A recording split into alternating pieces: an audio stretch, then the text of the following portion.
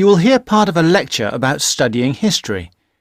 Listen carefully and answer questions 1 to 3. Good morning, everybody. I'd like to begin this term's lectures with a discussion of the various sub-disciplines in history. Before I do that, though, can I refer you to the handout you picked up on the way in? It deals with two general topics. The first is, why study history? And the second is, what is history? Neither of these questions has an easy answer. In fact, people have been asking these questions for as long as history has been studied.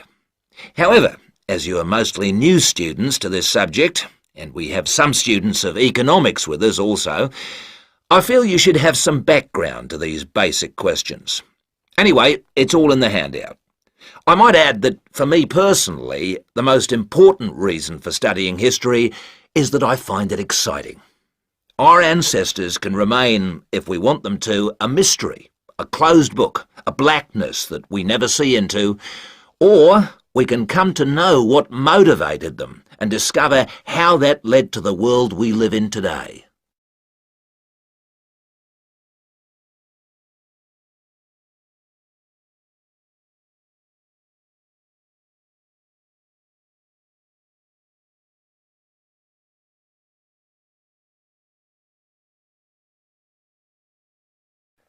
Now answer questions 4 to 10.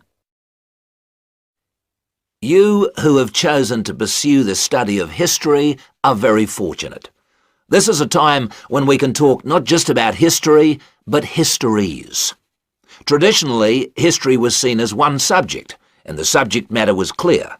It was about kings and queens and wars. Additionally, it was about states and empires, or groups of states. This is what we now call political history. The subtopics were the parts of the world, for example, the history of China or of France. History has moved on somewhat, and we can learn a lot about current views of history by looking at the proposed lecture topics in our leading universities. In fact, you'll see that even the simplest definition of history, that it is about what happened in the past, is up for grabs. Some of the more, how shall I put it, progressive areas of study are as much about what should happen in the future. One example of this is the field of postmodern history.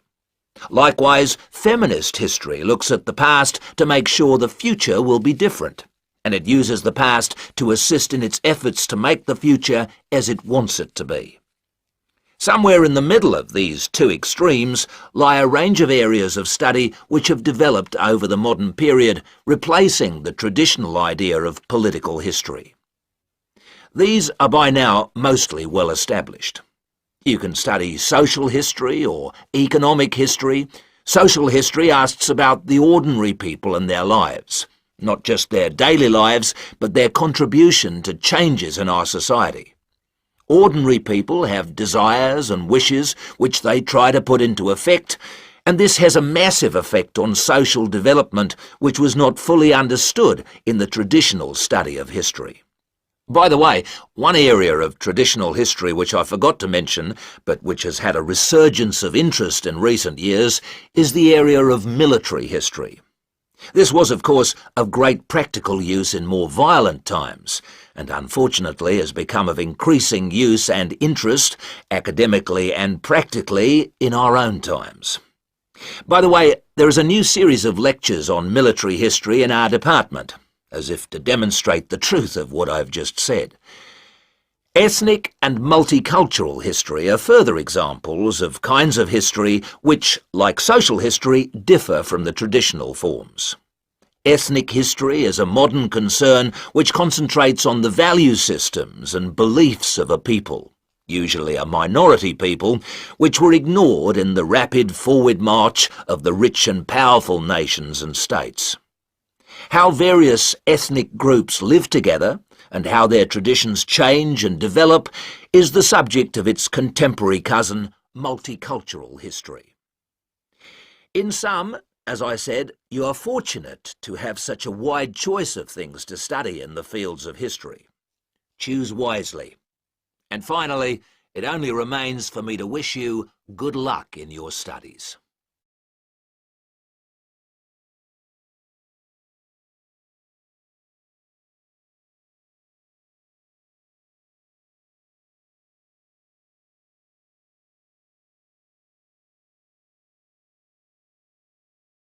Now turn to Section 2.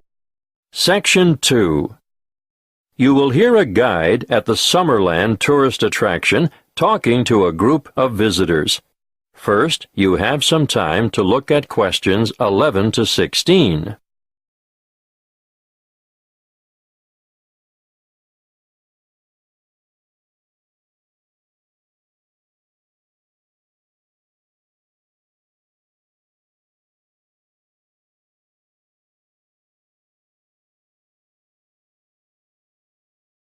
Listen carefully and answer questions 11 to 16. Welcome to Summerland. I'm your guide, Jackie, and I'm going to tell you a little bit about what we do and have here before I take you on a tour of the facilities. In our air-conditioned restaurant, we can cater for anyone from the individual diner to families and tour groups. We also do functions such as weddings, conferences, birthday parties, and so on. We have a delicious modern menu on offer in the restaurant, or perhaps you'd prefer to sit outside in the courtyard overlooking the lush tropical gardens. And for those booking a function, we devise an interesting set menu according to the type of celebration and the client's budget. If formal dining isn't what you're after, we operate a takeaway food bar, which has a range of light snacks and refreshments. Just the thing if you're supervising children in the playground. The playground and picnic area makes a great alternative to the beach. If you've remembered to bring your bathing suit and a towel, you can cool off in the water spray park. Parents can sit back, relax, and enjoy a coffee, while the kids have fun in our fully fenced, shady playground and picnic area. What a way to make the most of the warmth and sunshine we have here in abundance. The older children will love to visit the historic cottage with their parents. This was the original homestead on the property and is now preserved as a museum with an educational DVD and cinema room. You'll find the information center here also, and you'll be able to pick up some glossy brochures to take home with you and show your friends. Don't worry, we have more than enough leaflets for you to take home.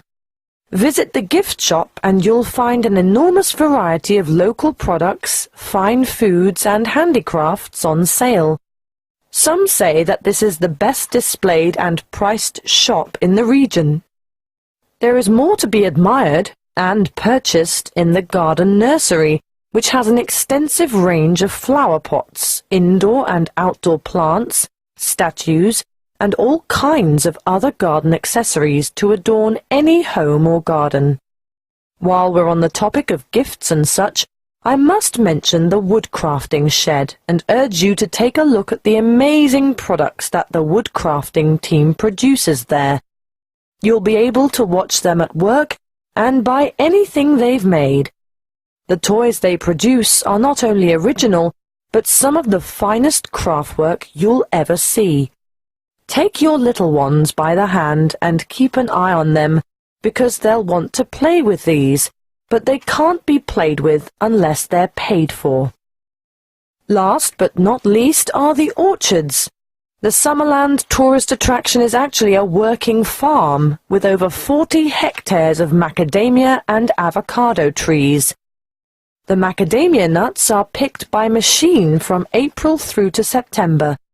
The avocados are grown, hand-harvested, packed, and marketed on site. Before you hear the rest of the talk, you have some time to look at questions 17 to 20.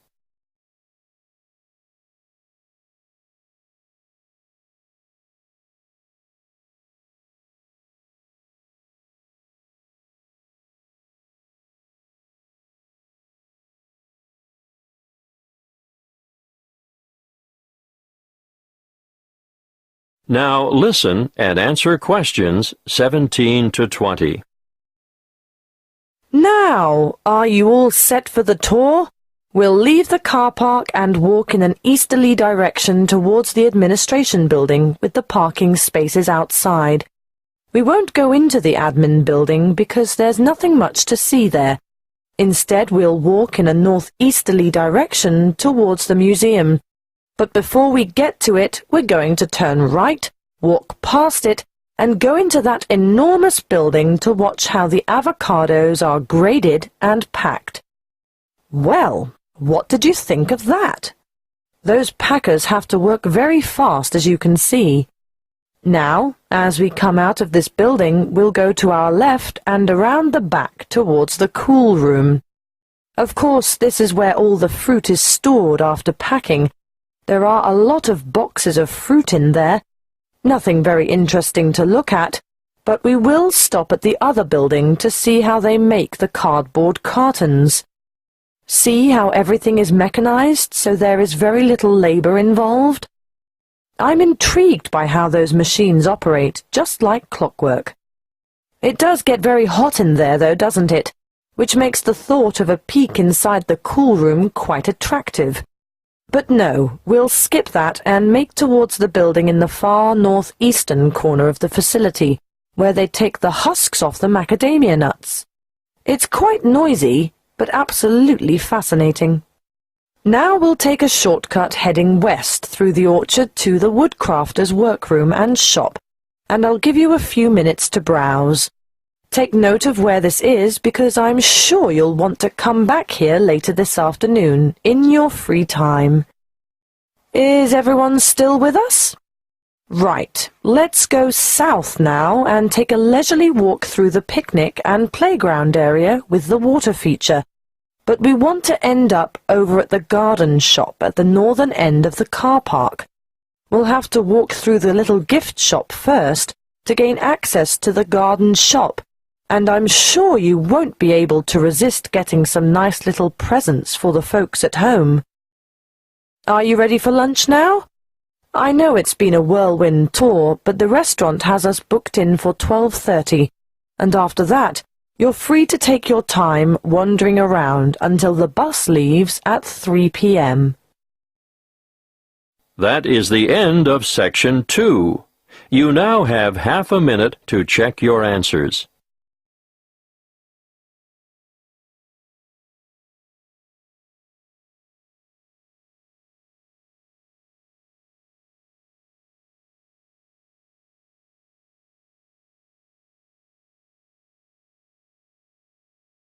Section 3. John has applied to train as a teacher and is being interviewed. In this stage of the interviewer will discuss John's previous studies and work experiences. First, you have some time to look at questions 21 to 25.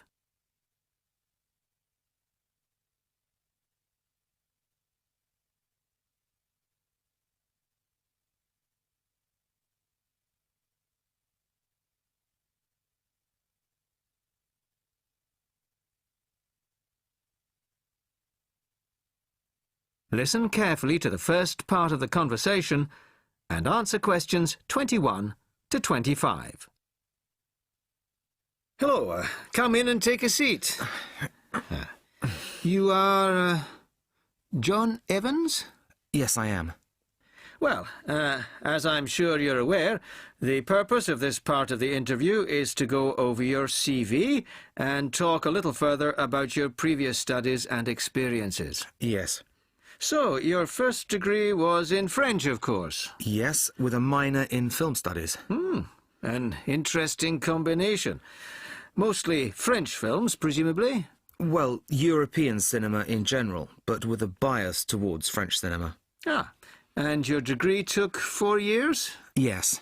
In the third year, I was an exchange student at Bruges University in Belgium. I was there for a full academic year, 9 months. Right.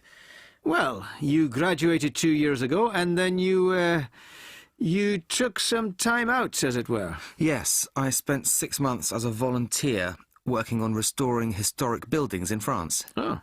Was that with a well-known organisation? They're called Restoration Vacations here, but they operate under different names in several countries. I think they're quite well known. So, it was a 6-month vacation, really? No, I went for a week, but really liked it, and I got asked to stay on as a translator. Because I could speak French quite well, it was my job to liaise between the owners of the buildings and the English-speaking volunteers. That must have been a very enjoyable experience. Before you hear the rest of the conversation, you have some time to look at questions 26 to 30.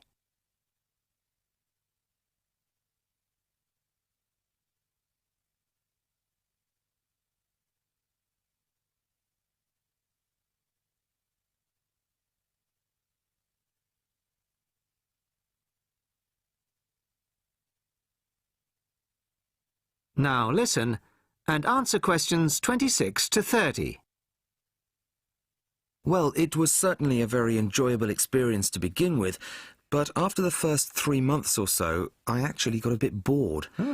I was talking about the same things every day. Bricks, cement, window frames, that kind of thing. It wasn't really stretching my French. Also, I wasn't getting paid, just free accommodation and food, plus some pocket money. Oh, I see. So then you started working for a bank in Paris, BCFC, I think. Yes. Were you doing entirely translating again? Well, translating was the major part of it, mostly from English into French this time. Official documents, letters, that kind of thing. Much more challenging. But I was also in charge of coordinating the translation work going on in the bank's offices in Switzerland, Belgium, and other parts of France. What did that involve? It was simple, really. I just had to keep track of what had been translated in each office, to save wasting time having the same document translated twice in different offices. So, you stayed there for a year and a half, and then you left. Why was that? Simple, to apply for this course. I see. Why give up a secure job in Paris to train as a teacher here? I've always imagined that I'd be a teacher, really. I loved being in Paris, but I wouldn't want to spend the rest of my life working for a bank. Do you think your experiences in France will help you as a teacher of French? It certainly helped my French, and my experiences certainly gave me a much better understanding of French culture. Although that may not be of enormous use when it comes to standing up in front of a class of British 13-year-olds. Perhaps not. Thank you very much. The next stage of the interview will be conducted by my colleague in room 207. That is the end of section 3.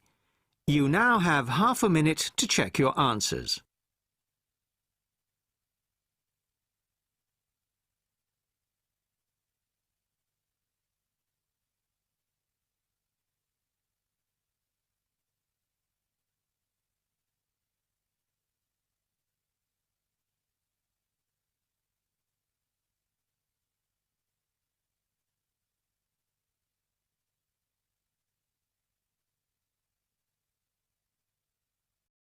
Now turn to Section 4.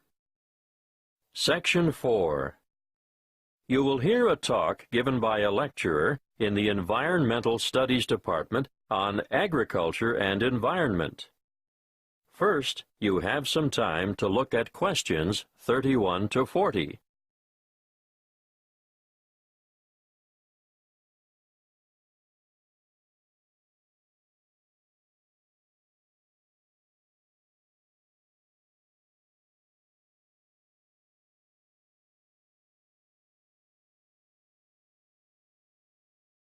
Listen carefully and answer questions 31 to 40.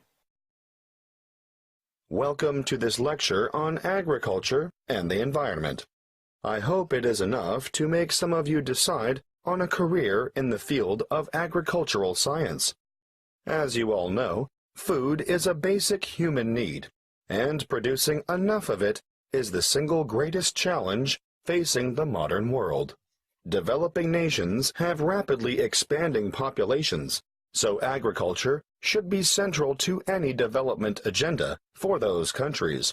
What's more, 75% of people in the developing world are dependent, directly or indirectly, on agriculture for their livelihood.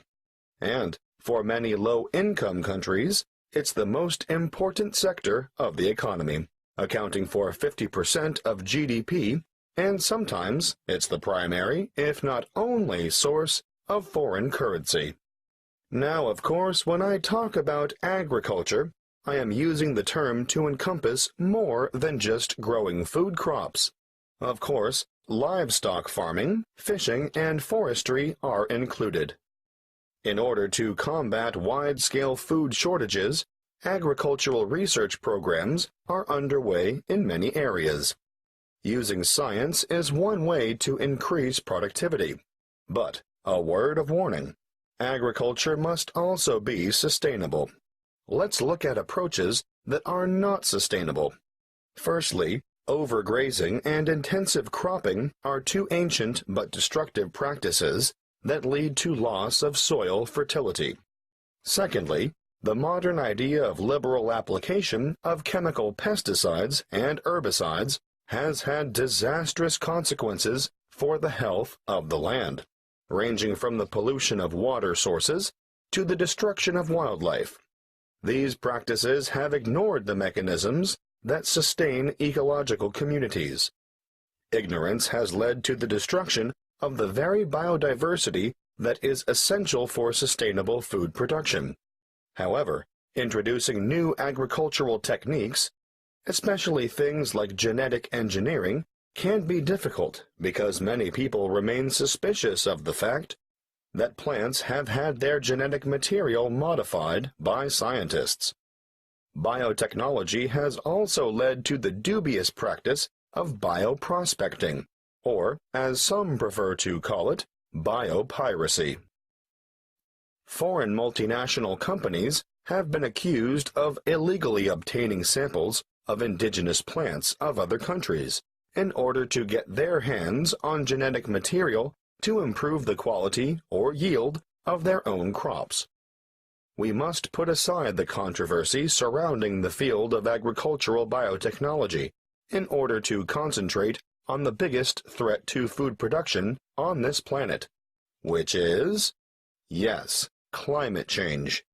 The effects of global warming so far have been to shrink the food supply, thereby pushing up prices and making even the most basic necessities unaffordable.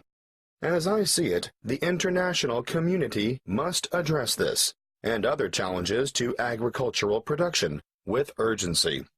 Concrete scientific and technological achievements need to be presented for farmers to evaluate and learn to use. But, apart from that, governments need to address the complex issues of policy development if the world's hungry are to be fed. Environmental policies need to be put in place to protect ecosystems and correct soil degradation where possible. Countries cannot continue to exploit natural resources whilst ignoring the consequences. In fact, I'd like to see teams of agriculture and environment experts making up a global network which would monitor the world's farming systems. Different farming systems should be studied not only with a view to analyzing the environmental effects, but the social and economic effects as well. The studies would be carried out with a view to stemming pollution and erosion and promoting safe, cost-effective practices that will guarantee a secure food supply in the future. Monitoring sites would need to be set up all across the world and data collected in a systematic way. Of course, building the online infrastructure for such a project would cost millions of dollars, and there would be ongoing costs involved with the monitoring system. But the information gathered would go a long way towards solving the problem of feeding the masses and ensuring millions of people don't face a hungry future. That is the end of Section 4.